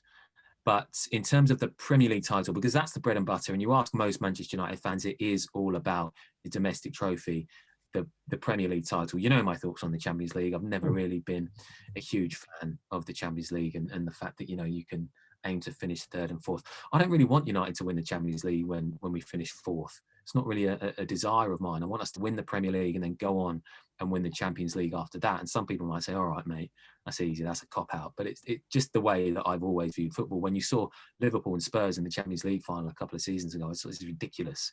Two teams who've got nowhere near the title at that time, fighting out for the Champions League, for the champions of Europe, when you're not even the champions of your own country. Bit of an odd one for me, that. But I would say, to answer your question, Tom, I would say the end of next season is when he will really be judged. If United don't challenge for the Premier League title next season, then I think fans will say, okay, maybe this isn't going in the way that we want to. Because if United don't challenge next season, it's actually a backward step, isn't it? You know, we talk about United finishing third last season, finishing second this season. Next season, it needs to be a serious challenge on Manchester City or whoever it may be that's fighting for that title. Matt, so you mentioned that United have beaten West Ham twice this season, albeit you needed extra time in the FA Cup game at Old Trafford last month. How do you see this one playing out? Of all players. How do you see this one playing out? West Ham are, I wouldn't say a completely different prospect as the team that you beat at London Stadium earlier this season, but there seems to be a completely different aura around the club, and a lot more positivity at West Ham. Do you think that could be a bit of an issue for United at the weekend? I do. I mean, you're without your key man Jesse Lingard, so that's already a drawback. But you are buoyed by Mark Noble, of course, signing that one year contract, and that's huge. The players. You've only just stopped crying, Matt, that he's actually retiring at the end of the season. I listen. I don't think it's going to be an easy. I would say that when West Ham come up against the top teams in the games that I've seen closely this season, I thought you threw away an opportunity against Liverpool. To win that game. I thought that was a real missed opportunity by the team and by David Moyes. Manchester City, again, gave them as good as you got. Unfortunate in that game. Part of me feels it's going to be a really boring draw, because the FA Cup game that you allude to, James, I mean, horrendous, wasn't it? I mean, it was so dire to watch. It almost looked like West Ham didn't really want to win that game. You know, it just felt like you didn't want. I mean, you brought a lad on that you then took off. 28 minutes later? What was his name? The young lad? Odebeke, yeah. Ex-United. He was in ex-United youth team. So I can see West Ham giving United a game, but I do think, I mean, in all seriousness, I know I jest about Jesse Lingard. I think without Jesse, it's going to be interesting to see West Ham, because he's been such a focal point of the team in the games that he's played so far. Yeah, I think Tom will be certain to argue the case that Said Benrahma is as effective. I think, and I've got no problem going into the game with a attacking midfield three of Fornals, Benrahma and Bowen. Absolutely not. Jesse Lingard has been good since he's arrived, no doubt in that, but Benrahma can be effective in spells as well. So, Matt, to put you on the spot then, you said you think it's going to be a boring draw. What's your score prediction for Old Trafford Sunday night? I'm actually going to say, I want to say 2-1 United, and part of me thinks it will be 2-1 United, but I think it might be one apiece. And you mentioned Said Benrahma there. I don't know whether you've discussed this on the podcast before, but I do feel like there is still a game for Benrahma this season where he's going to really show up, and the wider football, the wider Premier League world will go, oh wow, that's a player now. And I don't know, with him playing and Jesse Lingard not, it could be this weekend. Yeah, potentially. I mean, Tom's been absolutely jabbering on about him. If he does a couple of nice little bits of control on a step over, then Tom gives him a 9 out of 10 immediately. But Tom, Matt's gone for a 1-1. What are you saying? Score prediction, Tom Edwards. I was going to go 1-1, but I won't back him. I'll go Desmond, because I think I just see us turning up. I know I put us in the win in the bet, but I'm just covering all angles here, boys. So I'm just going to go for 2-2 in this. 2-2. Jonesy, throw to you. I'm going to keep in the spirit of my bet and say 2-1 West Ham. 2-1 to West Ham. Well, Matt, I'm gonna side with you. I fancy it'll be a low scorer, quite a cagey affair. Two pragmatic managers. I'm hoping we don't sort of capitulate like we did earlier in the season at London Stadium, but I fancy it might be more along the FA Cup lines of proceedings that Moyes will be quite happy to get a draw out the game. Yeah, Mikel Antonio to score our goal and 1-1. I fancy. Well, Matt, it's been absolutely delightful having you join us again. You've told me how great my new hair looks. I've returned the compliment on yours. You haven't said anything at all about Tom Edwards's, which is probably wise, but it's wonderful to have you joining us again, mate, to reminisce on the old Love Sport Radio days and look ahead to that game. West Ham United travel to Manchester United in Old Trafford. Matt Beadle says, by the law of averages, we've got to get a result against them soon. But fingers crossed. But stay with us, because next up, Tom Edwards is Quizmaster for Name That Game.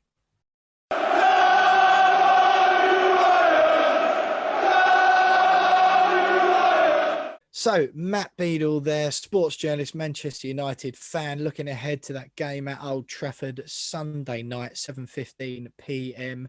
Kickoff in Manchester, and another head-to-head exciting one that fans no doubt been looking forward to all week is Name That Game. Me versus James, a relegation scrap, if you will. Tom Edwards is Quizmaster this week. He's out in front on 37 points. I'm second on 33, and James is bottom of the leaderboard on 30 points. Tom will be his picked a game from West Ham's history. Each week, the Quizmaster, as I say, is Tom this week, picks a game, collates 7 necessary pieces of information with 7 clues. And the lads, me and James this week, can interrupt at any time and get a point for each correct one we guess as Tom reveals the clues one by one. They are obscure fact about the game, scoreline, an opposition goal scorer, a West Ham goal scorer, the stadium in which it was played, West Ham's opponent, and the season. If it's a draw after that stage, it goes to the tiebreaker, the exact year the game took place. So Tom, over to you, my friend. Yeah, I'll kick it straight off. This fact is James Milner made his Premier League debut in this game. Ooh. Oh no. Fancy it? Can I go? Yeah, go on, Will, yeah. 4-2? Incorrect. Oh. 4-1. Incorrect. The scoreline was 3-4. Oh, 1 out. That is so unlucky. Right. So one opposition goal scorer, please. I'm gonna go. Mark Viduka. Correct. Yeah, good shout, my friend. Oh, Yeah, good shout. gosh. Good shout. Jonesy, West Ham goal scorer, please. Ooh. I'll say Paolo. Correct. That is very good. Yeah, spot on. Oh. He happened to get 2 that day. Oh, 1-1. The stadium. Oh, wow.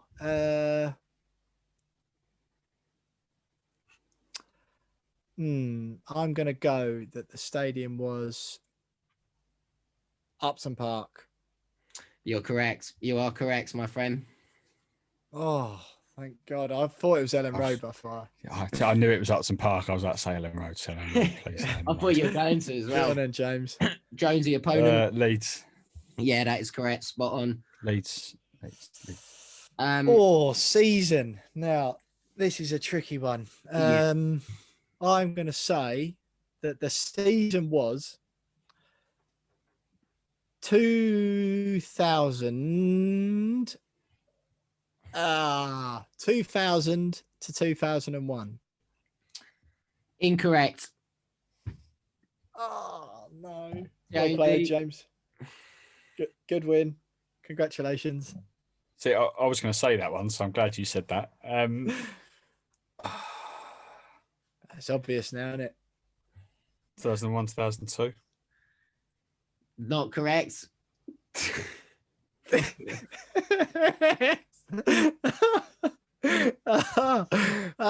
Happy days. Right, Tom. You got to get the right year.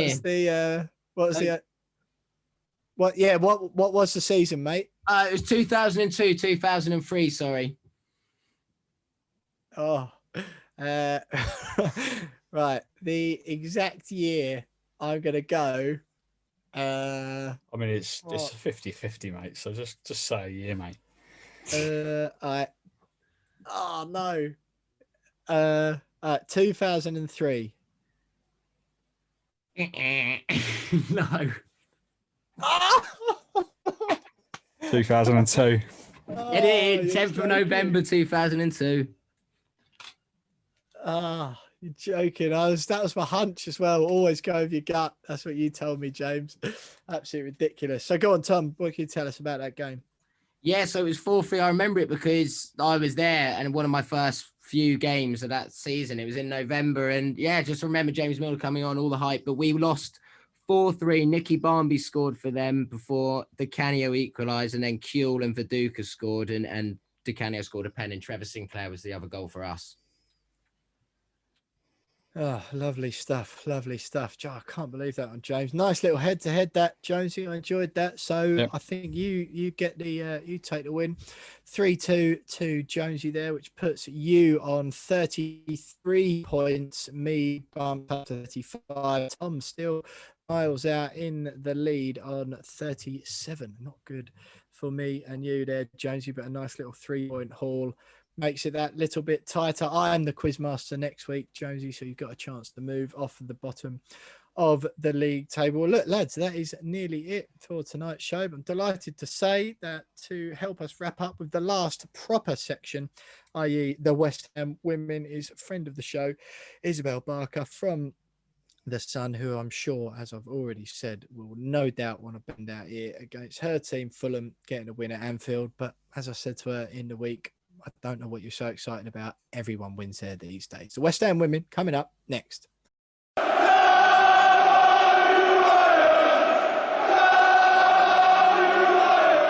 So stunning, dramatic win from James Jones there at Name That Game. Needed extra time to take all 3 points to my 2. And that's nearly it for the show for another week. Loads to cram in today, particularly the Mark Noble news as well as the win over Leeds. I'm delighted to say here, helping us wrap up the show, their final proper segment of the week is the West Ham women, and it's Isabel Barker, friend of the show, sports journalist and WSL expert from the Sun newspaper, big Fulham fan as well. Isabel, how are you? It's great to have you back with us, and I'm sure you're delighted to have seen your team win at Anfield, despite the fact that everyone does that these days. Thanks for saying that, but I actually love talking to you after Fulham win. It's like you eat your words, and you're so cruel to me, and you taught me so much that if we do stay up, can we just do like a special We Are West Ham thing where I come on and just rinse you for all the things you said about Fulham and me? Yes. I'd really take a lot of pleasure from that. Can we sit in and listen and perhaps every now and then just join in? Of course. I've already been signed. I'll tell you what, Jonesy, Isabel's your the person you want to call on. So Isabel, earlier on in the show, we had Tracy Tombides, who's a mum of Dylan Tombides, who was a former West Ham Youth Academy player who unfortunately died of testicular cancer. And they do some great work. We're raising money. That's James's hat he's got on at the moment. DT38 is the foundation set up in Dylan's name after he died. And Tracy, later on this year, they're holding a white collar boxing event, and James has offered me up, saying I'm sure there's plenty of people who'd want to get in the ring and punch 7 bells out of you. Me? Isabel's a person, James. Yeah, there we go. If anyone, if anyone's going to be at the front of the queue, yeah, exactly, yeah, Isabel. Yeah, get the Hearns involved. I think Tyson Fury fight might be off for me, but we can try and make it happen. Well, if you want, big main event match. This is box office. Exactly, yeah. 1995 pay-per-views. You're a bit of a martial arts expert as well, aren't you, Isabel? So I wouldn't even fancy my chances, to be quite honest. No, neither would I. I take a lot of pleasure from that too, as well as the special We Are West Ham thing where Fulham stay up, and I revel in that as well. And you get to kick 7 bells out of me. Well, anyway, look, we are here to talk about football. Obviously, well played to Fulham. But the West Ham women, they lost 2-0 at home to Chelsea on Sunday. Quite a predictable result. If anything, we were worried that they were going to get a bit more of a hiding. Goals from Sam Kerr and Beth England, who they assisted each other for both of those, very much in the Heung-min Son, Harry Kane mould right there. But they were both crosses from West Ham's left-hand side again. I said that on the podcast last week. Said so much of that this season with Mas Pacheco at left back, but not just her in the middle as well. The central defenders just seem to struggle with crosses. I don't know what it is from that side of the pitch, and both goals were exactly the same. Again, we've seen it so many times, and you know, if we're highlighting them watching the games, it's frustrating that Ollie Harder doesn't seem to be able to do anything to stop that. But West Ham, to be quite honest, they didn't get a sniff. Courtney Brosnan in goal had a spectacular game. Massive props to her for some absolutely wonderful saves that kept the scoreline respectable. But for anyone at home who missed the game and just catching up on the highlights, one West Ham chance was shown, which was a Kenza Dali free kick. And it was, I used the word chance very loosely. It was a free kick that she just blazed over the bar from the edge of the box, and that was literally it. That was not the worst result, Isabel. It was Bristol City winning. West Ham now, for the first time for a long time, we've been talking about the threat of relegation. They are bottom in that one single relegation place. It's not good, is it? No, but I think starting with the Chelsea game there, I think considering kind of the contrasting form of West Ham and Chelsea, it was a pretty good result actually for West Ham. You know, it wasn't a trademark Chelsea 8-0 or anything like that. And I feel like there were kind of glimmers of positivity to take. I felt like West Ham slightly looked a little bit more organised. The reaction time was better. They read situations a bit better. But the problem was they just dropped so deep. You know, against a team like Chelsea, you're just inviting so much pressure.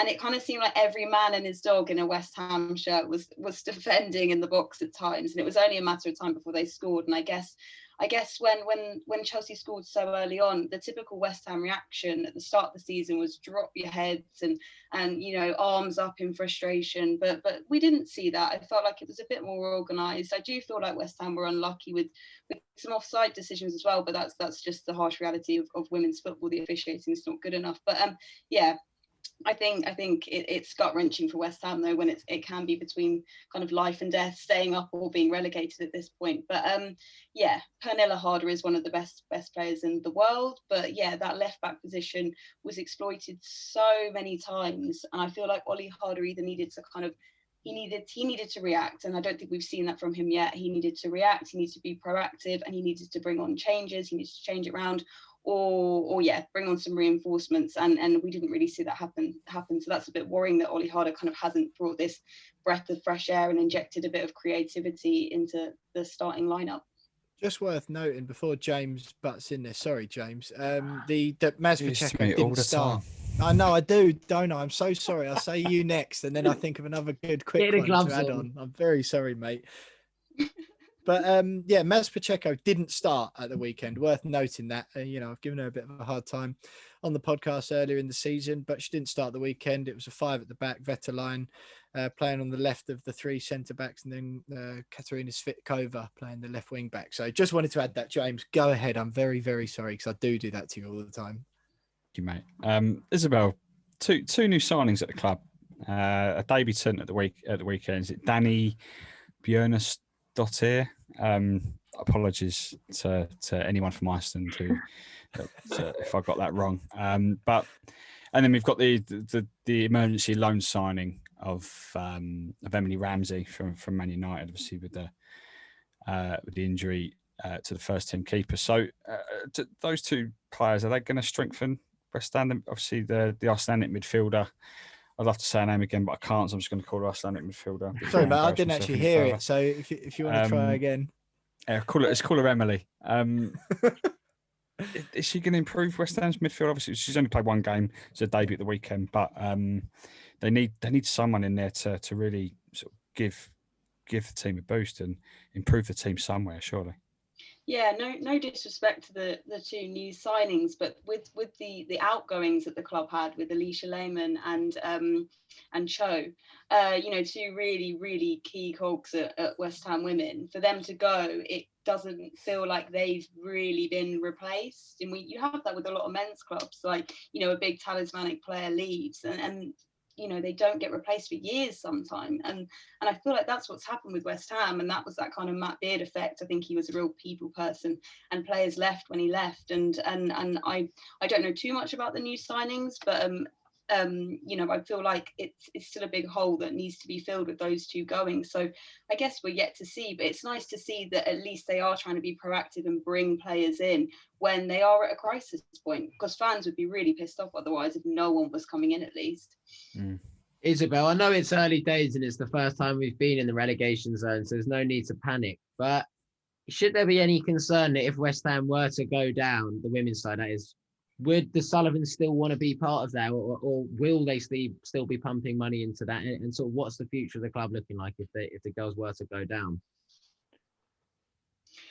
Tom, I just missed your last bit there. I don't know if it's my connection or is it? I It'll be think mine. it was just saying that if West Ham were to go down, Isabel, is Jack Sullivan obviously, but David Sullivan in ultimate charge, would they be looking to sell the club at all? What would it look like if West Ham went down, do you think?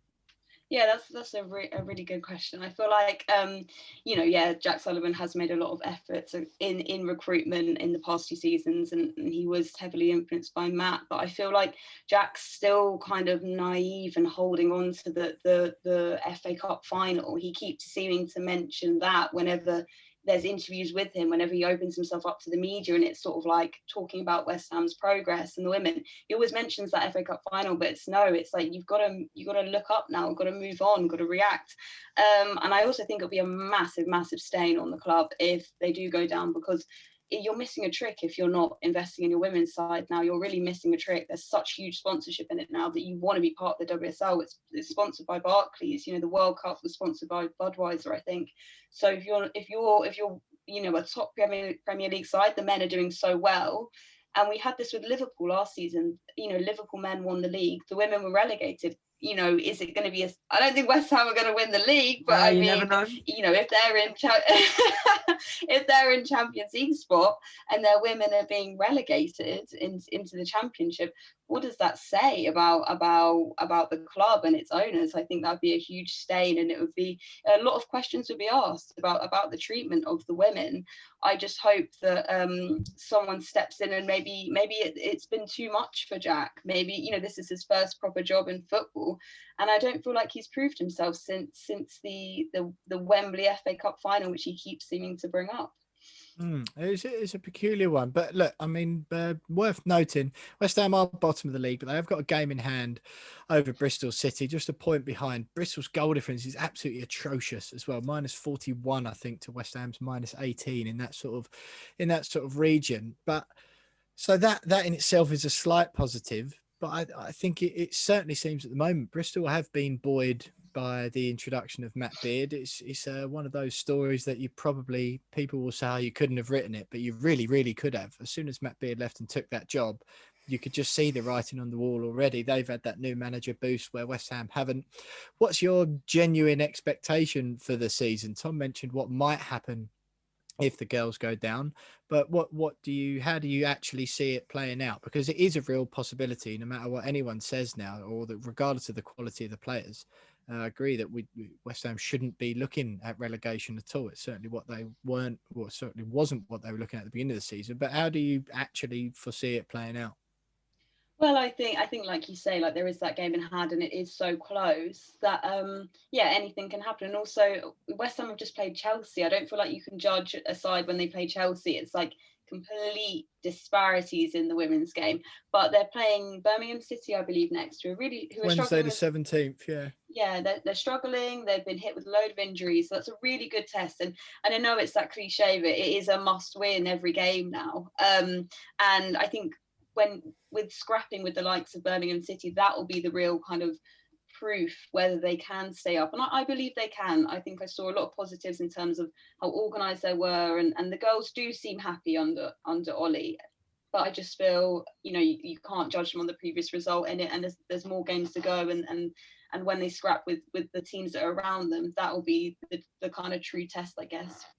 What do you think for that Birmingham game then, before we let you go, Isabel, and say goodbye to everyone for another week on the We Are West Ham podcast? That Birmingham game, you mentioned it there, at home, Wednesday the 17th of March, 7:30 p.m.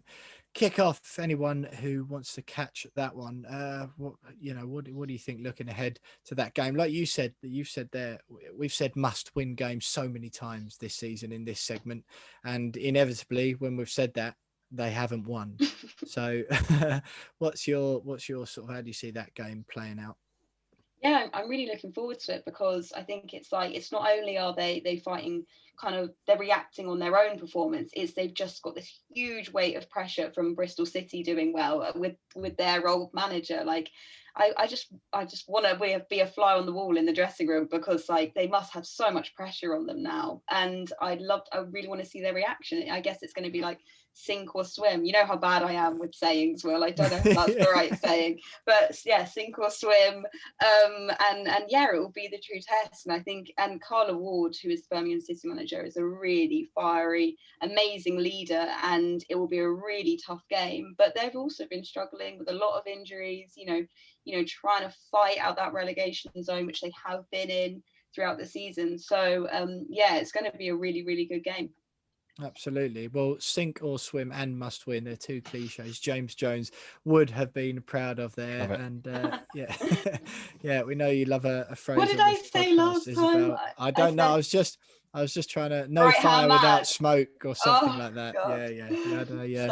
Had a mare. But look, it's absolutely great to have you with us again tonight. We always appreciate you giving up your time and coming on to make this podcast better. Let's hope that the West Ham women can be better next up against Birmingham City. I think Isabel's right. Can't read into a defeat to Chelsea too much, but the improvement in Bristol City is worrying. But fingers crossed the girls have got enough to get over the line against Birmingham and start climbing up that table. And let's just stay up this season, if nothing else. But Isabel, thanks so much for joining with us. Isabel Barker, sports journalist, WSL expert from The Sun. Stay with us because we'll say goodbye. That's basically it for the show. Say goodbye. A brief Fantasy Premier League update. We'll see which one of us is still sobbing after the news that Mark Noble is going to leave at the end of next season. All of that is next.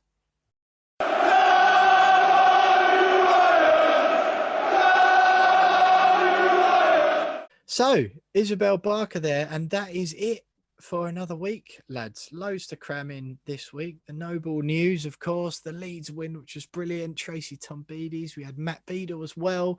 Man United opposition view to look ahead to that game on Sunday. And I tell you what, lads, this really feels like this is crunch time, isn't it? The next 12 games, whatever it is we've got left now. You've got some big teams in there, and I said it in the intro, the week will be sorted from the chaff as far as the Premier League goes, and this is the business end of the season, isn't it? Chelsea have started playing well, Tottenham have started playing well, all the big names and the big hitters are going to be in and around us for the end of the season. But let's just hope we've got enough for the scrap to at least get Europa League. But wouldn't it just be magic, hey? Imagine that. We are the champions.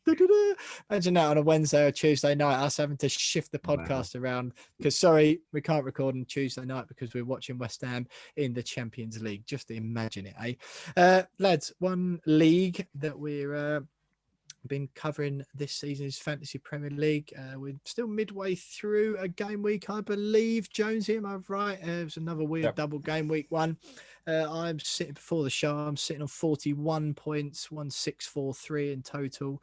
James on 29, 1598 in total. Tom on 35, 1583 in total. I forgot to do my team for the second week running. James is not having it because he thinks he's catching me, but it's March and this is the longest I've ever bothered to keep on maintaining my fantasy team, so I'm already quite proud of myself.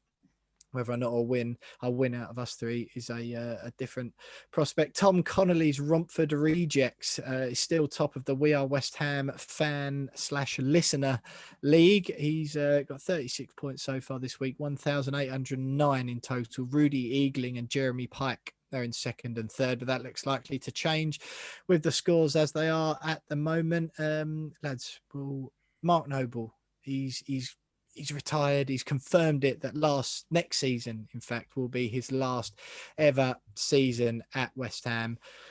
That is the news, of course, from today. It will be the thing that most West Ham fans are talking about for next week. So just briefly, James, how much do you see him being involved next week? And then I'll get some next season, and then I'll get some final thoughts from the two of you before we say goodbye. Well, he said in his letter to the fans that he still believes that he's got something to give the team. Otherwise, he wouldn't sign the deal.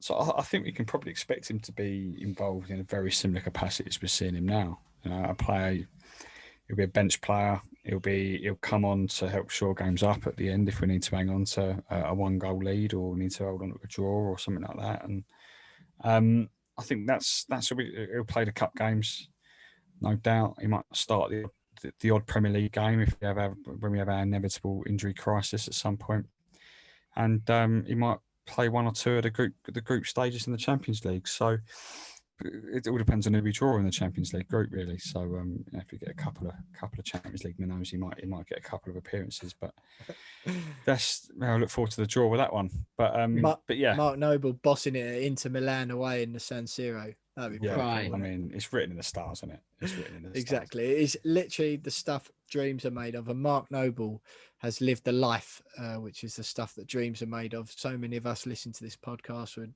give our right arm just to play for a couple of minutes for West Ham United. And Mark Noble has kept himself at a level which means he can do it. He's been able to do it more than 500 times. We've got one more season left of him. It will be absolutely brilliant to be able to be there, 60,000 of us, to give him the send-off that man truly deserves. Tom, that is it for another week, though. Mark Noble news, the Leeds reaction. We had Matt Beadle on, as I mentioned, Man United coming up. Some serious, this is really where it sort of matters, this part of the season now. It's lovely what we've done so far, but just give me some final thoughts on everything we've covered in the show tonight before we say goodbye for another week. Yeah, it's only right to start with Mark Noble. He's the cornerstone of that club, has been for a transitional period that will really shape the club forever, this sort of move to the Olympic Stadium. And he's been one of the main figures and centerpieces behind that. And he's been a link to the fans for 18 years. So he'll be sorely missed, but he's got another year left in him, like you said. And wouldn't it be the perfect way to go out if his legacy could be leaving behind a team in the Champions League and West Ham's first ever Champions League appearance. So fingers crossed that happens. There's a long way to go, but we do have it effectively in our teams. We play those around us. We play a lot of them at home. Like we said, we've got the second best home record. So there's definitely reason to believe and reason to hope. But just get behind everyone because what season it's been, and I'm just enjoying the ride, mate. Absolutely. Great stuff from you there, Tom. James, final thoughts before we say goodbye? I think we're heading into probably the most important part of our season. This next 10, 11 games will really tell us what we're all about. We've got ourselves into a great position, as we've already said this week.